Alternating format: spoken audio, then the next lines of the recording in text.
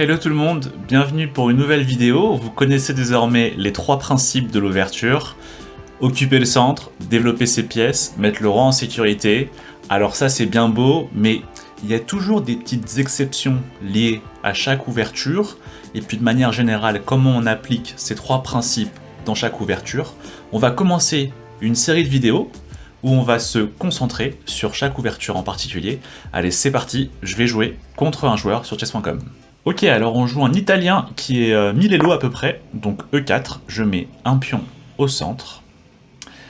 Dans l'idéal, j'aimerais jouer après D4 pour mettre mon second pion dans le carré magique, hein. C'est les cases E4, D4, D5 et E5.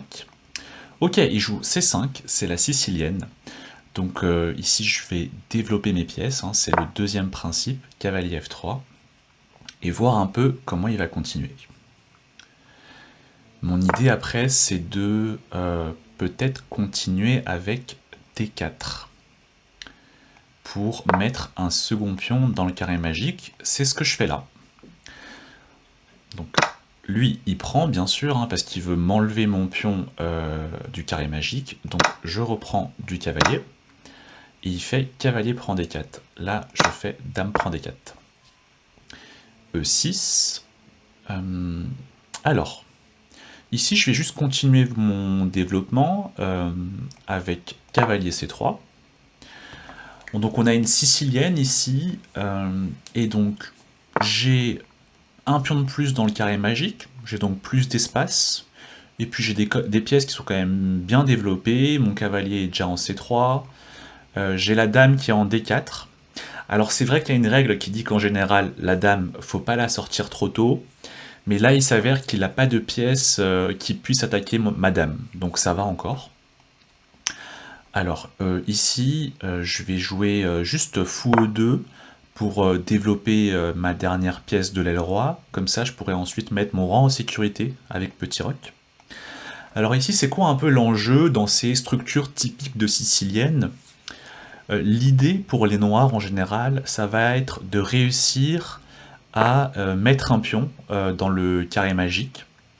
Soit ça va passer par la poussée D5, qui est très thématique ici, soit ça va passer par un plan plus à base de la poussée E5, préparé par D6, donc quelque chose comme D6, E5. Et moi, pendant ce temps, je vais juste continuer à développer mes pièces. Je pourrais faire petit roc, mais en même temps, son coup G6, c'est un peu bizarre, hein. Parce que comme je vous l'ai dit, son plan, c'est plutôt de réussir à jouer D5, ou jouer D6-E5, bref, challenger le centre. Or, ici, il ne le fait pas avec G6, et j'ai peut-être du coup la poussée E5. Je prends encore plus d'espace, donc ça c'est le premier principe. Et puis, surtout, son cavalier, il a du mal à trouver une case utile. S'il va en D5, il se fait manger par mon cahier C3, il peut pas aller en E4, et s'il va en H5, comme il fait là, cavalier au bord, cavalier mort. Ça c'est la règle qu'on peut retenir. Un cavalier au bord, il contrôle que 4 cases. Donc là par exemple, vous voyez, il contrôle que 4 cases. Alors qu'un cavalier qui est au centre, comme mon cahier C3, il contrôle 8 cases. Donc en général, quand vous mettez votre cavalier au bord, c'est plutôt mauvais signe. En plus, là, il y a une seconde règle qui est que... voilà, je viens de faire fou pro H5. Et en fait, du coup, pourquoi j'ai procédé à cet échange? Pour détériorer en fait sa structure de pion. Et maintenant, quand vous regardez, en fait, il est passé de 2 îlots de pions. Donc avant, il y avait 2 îlots de pions, mais maintenant, il y en a 3. Le premier îlot, c'est les pions A7, B7. Le deuxième îlot, c'est les pions D7, E6, F7. Et le troisième îlot, c'est H5, H7. Et donc, en fait, ces pions deviennent très très faibles. Par exemple, le pion H5, il n'y aura plus jamais aucun collègue pion noir qui pourra l'aider à sa défense. Et donc, ça c'est plutôt bon pour moi. Et aussi, pourquoi j'ai fait ça, fou pro H5, j'ai prends H5, c'est parce que souvent, la règle c'est mettre le rang en sécurité, donc, comme ce que je fais là par exemple, et en général, on ne va pas toucher au pion FGH. de l'endroit où on met le roi en sécurité. Tout simplement parce que si on touche à ces pions, bah du coup après, le roi derrière sera trop faible. Or là, avec des pions en F7, H5, H7, très clairement, si jamais les noirs font petit roc, après, ils auront un roi qui sera très très faible. Et donc c'est aussi pour ça que j'ai fait fou prend H5. C'était pour déstructurer tout ça, inciter les pions FGH à un peu bouger, et du coup, les noirs n'auront plus jamais un roi en sécurité, même s'ils font petit roc. Et donc finalement, ils restent avec le roi au centre, totalement à nu. Ok, donc là, il joue D6. Donc c'est plutôt un bon coup. Il vient challenger ici le centre. En même temps, ça libère la case D7 pour potentiellement sortir le fou. Par contre, tactiquement, c'est peut-être une erreur. Ici, quand on regarde la position, il y a un vis-à-vis entre la dame D4 et la tour H8. Et très souvent, dans ce genre de situation, la pièce qui est au milieu s'en va, ce qui découvre le vis-à-vis, et madame attaque du coup désormais sa tour. Donc c'est pour ça qu'il l'a déplacé, mais le problème, c'est que dans l'histoire, il a perdu un pion, le pion D6. Donc D6, je pense que c'était un bon coup, mais pour des raisons tactiques, c'était mauvais. Ok, il y avait deux attaquants sur le pion D6, juste un défenseur. Donc j'ai juste joué fou F4 pour ajouter un défenseur. Donc là, ça devient une position qui est vraiment très difficile pour les noirs. Et quand on regarde un petit peu les trois principes, on voit que moi je les ai appliqués. J'ai pris le centre, j'ai développé mes pièces, j'ai mis mon roi en sécurité. Et quand on regarde par contre la position des noirs, ils n'ont pas le centre, leurs pièces ne sont toujours pas développées, le roi est toujours au centre, et donc ils ont clairement enfreint les grands principes de l'ouverture ici, les noirs. Ok, tour G4. Alors, c'est vrai qu'il y a un vis-à-vis avec madame qui peut être désagréable, donc je vais tout de suite jouer H3 pour dire à cette tour de s'en aller, de ce vis-à-vis.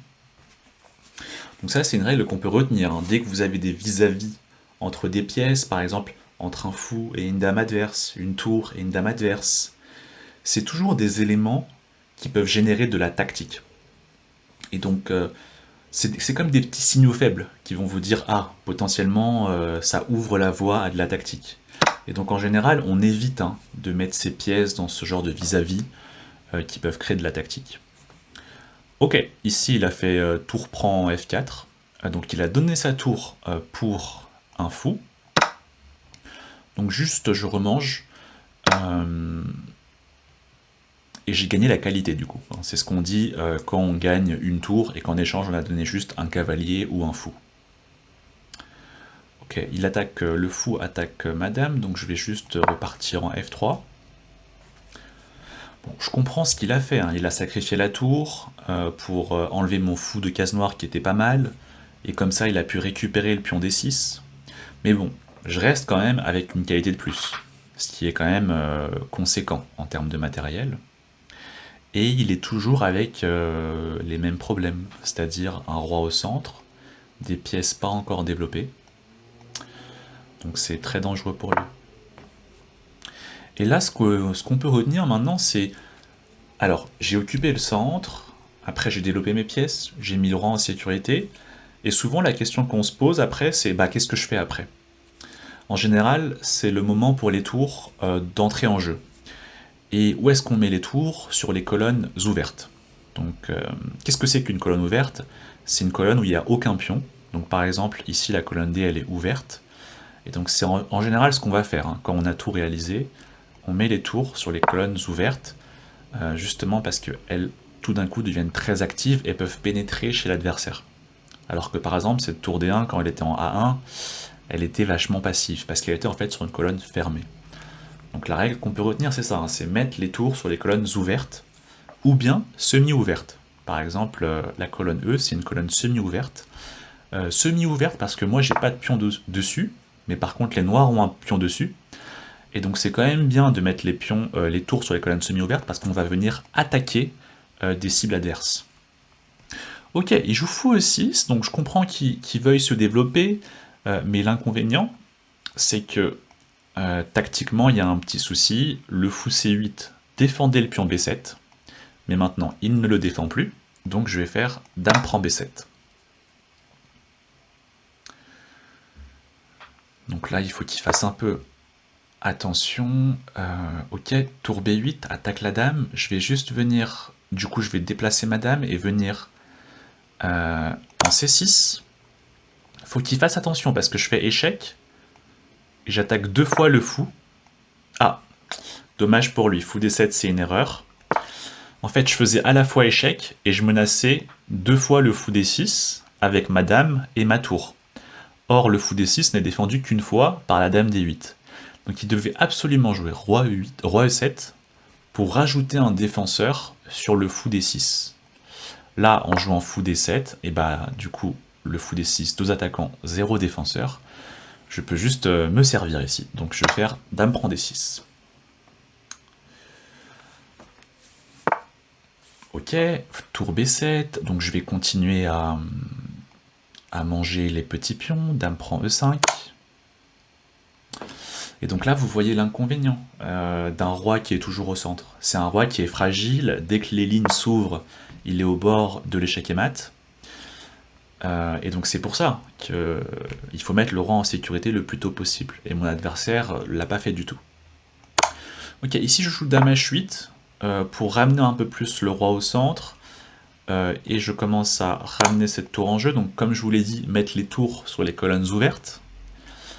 Et là, le roi noir, il est au bord de l'échec et mat. D'ailleurs, mon adversaire abandonne. Ok, donc voilà là, ce qu'on peut retenir dans la sicilienne. Et puis les grands principes appliqués dans le contexte de la sicilienne. Je vous laisse avec les règles qu'on peut retenir de cette partie pédagogique. Et puis je vous dis à bientôt.